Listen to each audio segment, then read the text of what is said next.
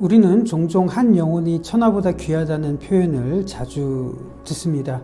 이 구절은 성경 어디에 나올까요? 마가복음 8장 36절에서 사람이 만일 온 천하를 얻고도 자기 목숨을 잃으면 무엇이 유익하리요? 라는 구절이 나옵니다. 온 천하를 얻는다고 해도 자신이 죽는다면 천하가 무슨 소용이 있겠냐는 내용인데, 이 구절과 한 영혼이 천하보다 귀하다는 이 표현은 뉘앙스가 다른 것처럼 보이죠? 더 큰 문제가 있다면 이 구절을 언제 사용하느냐 하는 겁니다. 교회가 모든 사람들을 향해서 한 영혼이 천하보다 귀하다라는 표현을 쓰지는 않습니다. 이 표현을 가장 많이 쓸 때가 언제일까요? 교회가 아쉬울 때입니다. 전도를 하거나 누군가를 초대할 때 쓰곤 합니다. 그러나 이런 아쉬운 순간이 사라질 때 개개인들에 대한 구성원이 과연 천하보다 더 귀한 가치를 지니고 있는지 그 진정성을 느끼기란 쉽지 않습니다. 이 부분을 가장 많이 고민했던 작가가 러시아의 톨스토이와 영국의 조지 버나드 쇼라고 생각을 합니다. 오늘은 조지 버나드 쇼를 함께 생각해 볼 텐데, 버나드 쇼는 영국 작가에 속하고 런던에서 활동을 했지만 엄밀히 말하면 아일랜드 더블린에서 태어났습니다. 아일랜드는 영국의 식민지였고 로마 가톨릭을 주로 믿었습니다. 그렇지만 아일랜드의 친 영국 세력들은 개신교를 믿었습니다. 이런 까닭에 아일랜드에서 신교와 구교는 지금까지도 원한 관계에 있을 만큼 감정이 좋지 않습니다. 조지 버나드 쇼는 아일랜드의 청교도 개신교 집안에서 태어났습니다. 우리로 비유하자면 일제강점기 시대에 친일파 가정에서 태어난 겁니다. 따라서 아일랜드에서 청교도 가문에서 자라면서 개신교가 얼마나 가톨릭을 탄압하고 노동자들을 혐오했는지, 반대로 신사들과 권력자들에게 얼마나 편애했는지, 이런 모습을 보면서 조지 버나드 쇼가 자랐습니다. 그가 기억하는 어린 시절은 개신교 가르침을 아주 강하게 받았는데요. 그의 글을 보면 그가 기억하는 젊은 시절은 이렇습니다. 한번 제가 읽어보도록 하겠습니다. 아일랜드에서 개신교는 정치적으로 지배층의 종교였고 계급의 우위에 있었다. 로마 가톨릭 신자들은 사회적으로 열등한 인간이라고 배웠다.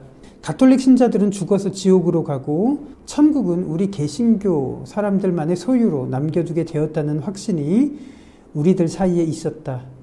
어린 시절에 나는 주일마다 주일학교에 보내졌다. 교회에서 상류층의 어린이들은 성경 구절을 따라 읽었고 성경 구절이 새겨진 카드를 선물로 받았다.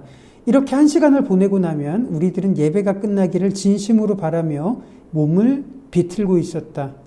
이런 고역을 견뎌냈던 것은 나의 구원을 위해서가 아니라 개신교도였던 아버지의 체면 때문이다. 개신교가 이 사회에서 손가락질을 받는 이유는 노동에 종사하는 빈민들을 배척했기 때문이다. 노동자들을 경멸하고 신사를 존경하라고 가르치는 교회를 생각해보라.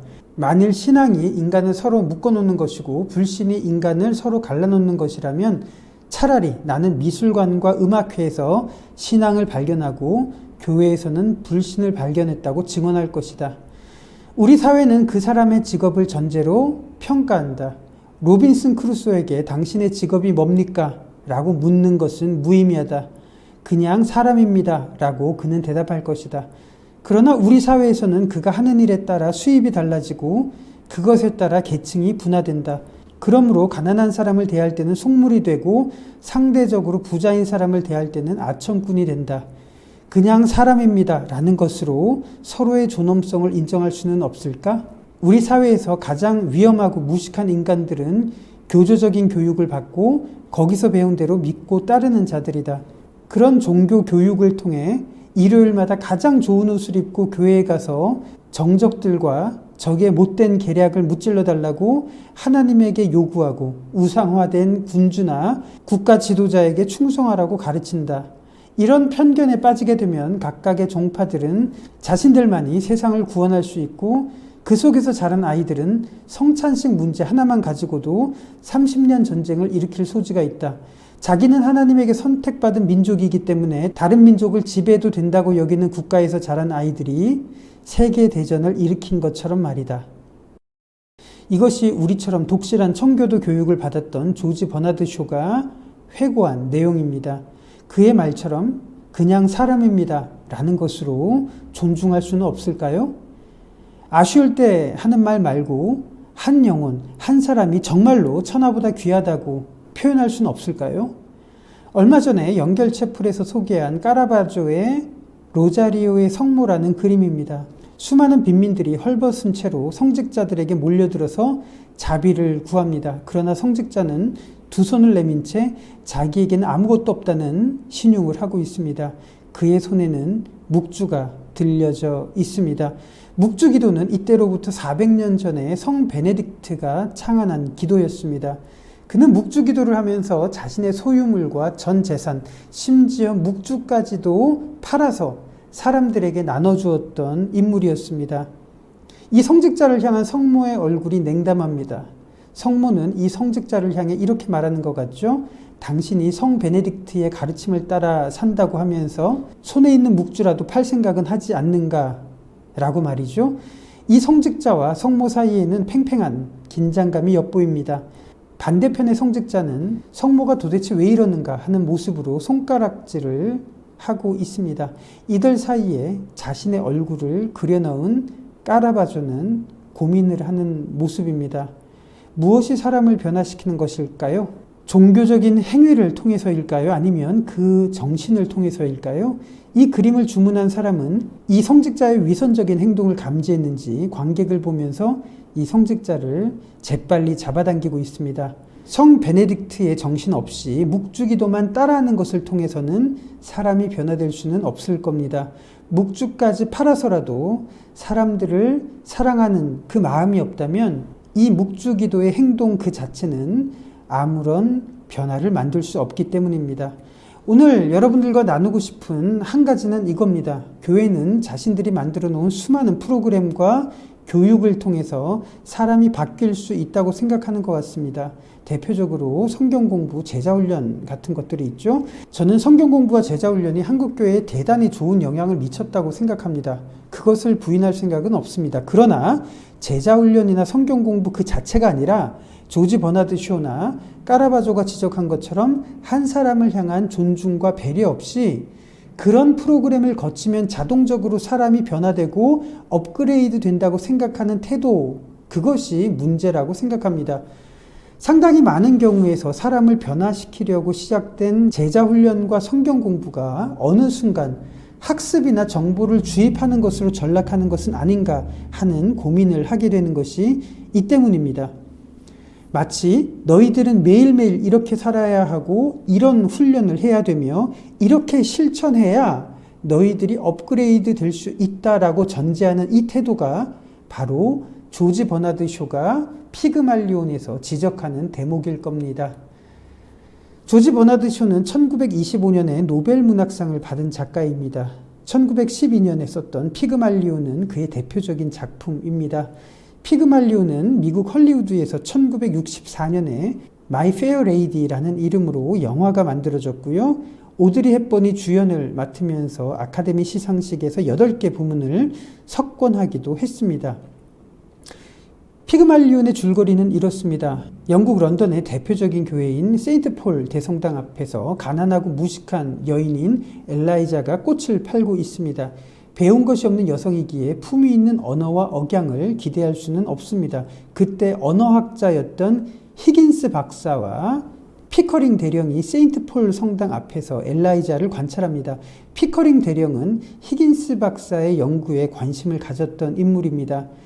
히긴스 박사가 전제했던 연구는 이겁니다. 누구든지 자신이 개발한 6개월간의 프로그램으로 발성, 억양, 발음을 교육시키면 꽃 팔고 교양 없는 엘라이자 같은 여성이라도 귀부인으로 만들 수 있다고 전제합니다.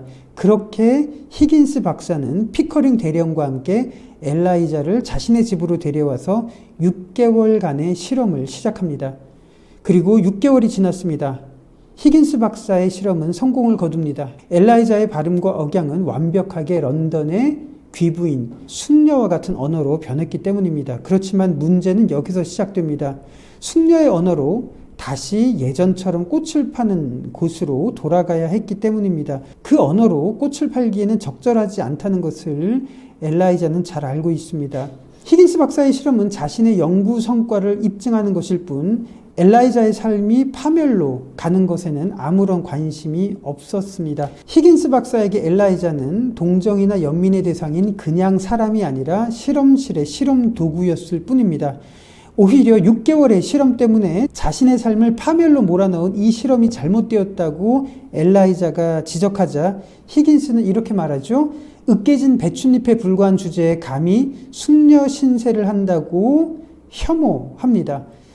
그러나 엘라이자는 피커링 대령이 오히려 자신에게 새로운 희망을 주었다고 말합니다. 피그말리온 작품에서 엘라이자가 피커링 대령에게 말했던 대화를 여러분들에게 소개하도록 하겠습니다. 저에게 진정한 교육을 시작한 게 뭔지 아세요?